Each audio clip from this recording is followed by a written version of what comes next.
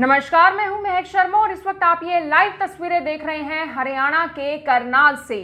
कल जाने माने मशहूर गायक सिद्धू मूसेवाले की अंतिम अरदास थी, जिसको लेकर I-124 की टीम भी पंजाब के मानसा में गई थी और आपने देखा था कि वहां पर पैर रखने की भी जगह नहीं मिल रही थी, क्योंकि जो जानकारी है कि लगभग 3 लाख की पार संख्या में वहां पर लोग पहुंचे हुए थे। बहुत ज्यादा भीड़ वहां पर देखी गई। लोगों ने सिद्धू मूसेवाले को अलग अलग तरीके से कल न सिर्फ पूरे हरियाणा में बल्कि पूरे देश में अलग अलग तरीके से भी ट्रिब्यूट देने की कोशिश की, उन्हें याद करने की कोशिश की। लेकिन आज भी आप देख लीजिए कि 29 तारीख और आज की तारीख की मैं बात करूं तो अभी भी लोग सिद्धू मूसेवाले को भूले नहीं हैं और ना ही उन्हें कभी भूल पाएंगे। लेकिन ऐसे में कल जब उनकी अंतिम अरदास थी, कल जब उनके पिता की आंखों में आंसू थे, कल जब उनके पिता ने पूरी की पूरी एक कहानी बताई, उनकी जिंदगी की एक जर्नी बताई, कैसे वो बचपन में थे, कैसे जवानी में थे, कहां कहां उनकी स्टडी हुई, किस तरीके से वो अपने माँ बाप को साथ लेकर चलते थे, उन्हें साथ हमेशा रखते थे, उनके साथ रहना चाहते थे, वो सारी बातें बताई। लेकिन उसी के बीच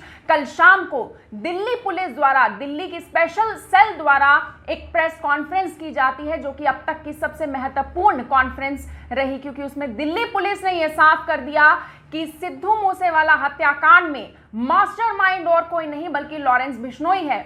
29 तारीख शाम 5 बजे के करीब सिद्धू मूसेवाला की हत्या कर दी जाती है। थार गाड़ी में जब वो अपने साथियों के साथ गए तो गोलियां मारकर उनकी हत्या कर दी जाती है, जिसके बाद रात होते होते गोल्डी बराड़, जो कि जाना माना गैंगस्टर है, जो कि कनाडा में है, उसने इस पूरे हत्याकांड की जिम्मेदारी ले ली, जिसके बाद उस पोस्ट को अलग अलग सोशल मीडिया प्लेटफॉर्म पर वायरल किया गया, अलग अलग लोग उसे शेयर करते रहे, जिसके बाद सीधे तौर पर शक गया लॉरेंस बिश्नोई, जो कि जाने माने गैंगस्टर है, जो कि तिहाड़ जेल में, दिल्ली की तिहाड़ जेल में बंद है।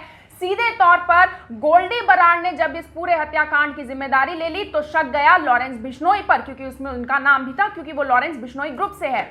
उसके बाद दिल्ली पुलिस ने रिमांड लिया लॉरेंस बिश्नोई का, पूछताछ की गई। ना सिर्फ लॉरेंस बिश्नोई से इस पूरे पूछताछ में दिल्ली पुलिस शामिल रही, बल्कि सिद्धू मूसेवाला हत्याकांड में अलग अलग, चाहे सुरक्षा एजेंसियों की मैं बात करूं, टीमों की मैं बात करूं, अलग अलग राज्यों की टीमों की बात करूं, चाहे पंजाब पुलिस की बात की जाए, दिल्ली पुलिस की बात की जाए, तो हर कोई तहकीकात में लगा हुआ था।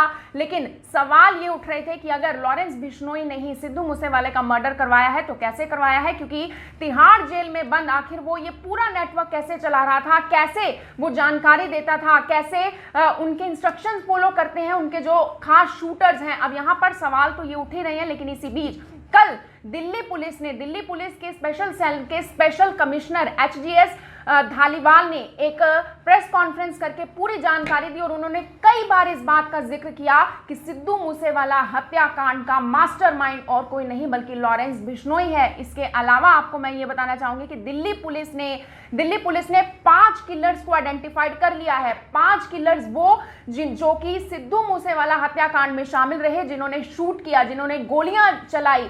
अब वो 5 किलर्स कैसे आइडेंटिफाइड किए गए, क्योंकि अलग अलग जगह पर, जैसे वो पेट्रोल पंप पर गए, वहां पर वो सीसीटीवी कैमरा में आए, फतेहगढ़ की बात की जाए, सोनीपत की बात की जाए, अलग अलग जगह वो रिकॉर्ड में आए, जिसके बाद 5 किलर्स को आइडेंटिफाइड कर लिया गया है। लेकिन इसी बीच एक बड़ी जानकारी ये भी है कि महाराष्ट्र पुलिस ने लॉरेंस बिश्नोई के खास शूटर महाकाल को भी गिरफ्तार किया है और उनको 14 दिन के रिमांड पर लिया है। अब ये महाकाल कौन है? सबसे पहले मैं आपको महाकाल के बारे में जानकारी दे दूं कि लॉरेंस बिश्नोई द्वारा ही, महाकाल द्वारा मोगा में भी एक बड़े हत्याकांड को पहले भी अंजाम दिया गया था। लेकिन अब महाकाल का सिद्धू मूसेवाला हत्याकांड में कितना बड़ा रोल है? क्या इस पूरे हत्याकांड को उसी ने ऑर्गेनाइज करवाया था?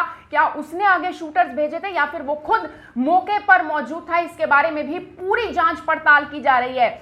वहीं मैं आपको यह भी बताना चाहूंगी कि महाकाल को लेकर 14 दिन के रिमांड पर तो उसे ले लिया गया है और भी बहुत सारी पूछताछ की जा रही है। लेकिन इसी बीच सोशल मीडिया पर भी बहुत सारी बातें वायरल की जा रही हैं। एक बात जो खास तौर पर वायरल की गई वो ये की गई है कि गोल्डी बराड़ हो, लॉरेंस बिश्नोई हो, ये चाहते थे कि सिद्धू मूसेवाला, जो कि एक जाने माने गायक हैं, जाने माने सिंगर हैं, जिन्हें लाखों लोग फॉलो करते हैं, वो उन दोनों के भी ऊपर एक गाना बनाए, क्योंकि वो गैंगस्टर्स के ऊपर तो गाना बनाते ही थे, जैसे हम सब उनके गाने सुनते हैं, तो ऐसे में वो भी चाहते थे। ये सोशल मीडिया पर बात वायरल की जा रही है, लेकिन पूछताछ के बाद ही ये बात निकलकर सामने आएगी कि इस पूरे हत्याकांड को अंजाम क्यों दिया गया। लॉरेंस बिश्नोई की आखिर क्या कुछ दुश्मनी रही सिद्धू मूसेवाला को लेकर, क्योंकि गोल्डी बराड़ ने 29 मई रात होते होते जब इस पूरे हत्याकांड की जिम्मेदारी ली थी तो उसमें पोस्ट में एक बात जरूर लिखी गई थी कि शायद उनके एक साथी को मरवाने में सिद्धू मूसेवाले का कहीं ना कहीं हाथ रहा, जिसका बदला गोल्डी बराड़ और लॉरेंस बिश्नोई ग्रुप ने लिया। लेकिन इस बात को लेकर भी अभी दिल्ली पुलिस ने कोई बड़ा खुलासा नहीं किया। जो हत्याकांड का कोई इरादा था उसके बारे में उन्होंने कोई ऐसी बड़ी जानकारी नहीं दी। बहुत सारे सवाल पत्रकारों ने उनसे भी किए, लेकिन ज्यादातर जो HGS धालीवाल हैं उनके जवाब नो कमेंट्स को लेकर ही रहे। यहां पर बात यह भी कही जा रही है कि सलमान खान, जो कि बॉलीवुड एक्टर हैं, जाने माने बॉलीवुड एक्टर हैं, उनको भी एक चिट्ठी मिलती है। जो उनके पिता हैं, जब वो सैर करने जाते हैं उनको भी एक चिट्ठी मिलती है और उसमें भी ये लिखा जाता है कि जैसे सिद्धू मूसेवाला की हत्या की गई थी, आपकी भी हत्या वैसे करवा दी जाएगी। इसको लेकर भी मुंबई पुलिस एक FIR दर्ज करती है और उस मामले की भी जांच की जा रही है। कुलदीप बिश्नोई की बात की जाए, जो कि हरियाणा के कांग्रेस के लीडर हैं, उनको भी इसी तरीके की एक चिट्ठी मिलती है कि सिद्धू मूसेवाले की जैसे हत्या की गई, आपकी भी वैसे हत्या कर दी जाएगी। इसको लेकर भी FIR दर्ज होती है और उस मामले की भी दिल्ली पुलिस जांच करेगी कि आखिर लॉरेंस बिश्नोई द्वारा ही ये सारा काम किया गया या नहीं किया गया। लेकिन यहां पर सवाल दिल्ली पुलिस के तिहाड़ जेल की सुरक्षा की भी बात की जाती है कि वहां पर अगर लॉरेंस बिश्नोई जैसे गैंगस्टर, जो बड़े बड़े गैंगस्टर हैं, अगर वो अपना नेटवर्क आज भी जेल में बैठे बैठे चला रहे हैं, उनके पास क्या लैपटॉप है, क्या उनके पास ऐसे साधन संसाधन है, क्या उनके पास मोबाइल फोन है जिससे वो अपना पूरा नेटवर्क चला रहे हैं, जिससे वो